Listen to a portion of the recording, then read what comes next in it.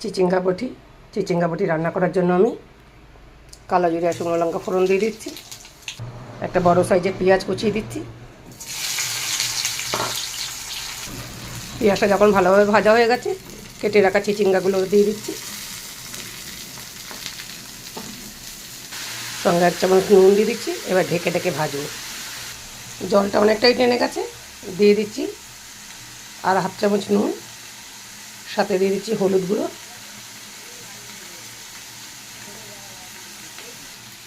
দিয়ে দিচ্ছি মিষ্টি,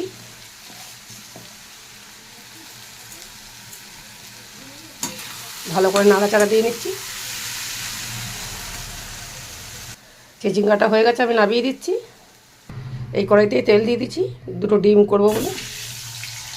2টো গোটা জিরে ফোড়ন দিয়ে ছোটো একটা পেঁয়াজ কুচি দিয়ে দিলাম। পেঁয়াজটা মোটামুটি ভাজা হয়ে গেছে, দিয়ে দিচ্ছি একটুখানি আদা রসুনের পেস্ট আর একটা ছোট্ট টমেটো বাটা। আদা রসুনের গন্ধটা চলে যাচ্ছে, দিয়ে দিচ্ছি 1/2 চামচ নুন, 1/2 চামচেরও কম একটু জিরের গুঁড়ো, 1/2 চামচেরও কম একটু লঙ্কার গুঁড়ো, দিয়ে দিচ্ছি অল্প একটু হলুদ গুঁড়ো। মশলাটাকে একটু ভালো করে কষিয়ে নিচ্ছি। হালকা করে একটু জলও দিয়ে দিলাম। মশলাটা কষাতে কষাতে 2টো ডিম দিয়ে দিচ্ছি। এটাকেও কষিয়ে নেব। ডিমটা হয়ে গেছে, নামিয়ে দিচ্ছি।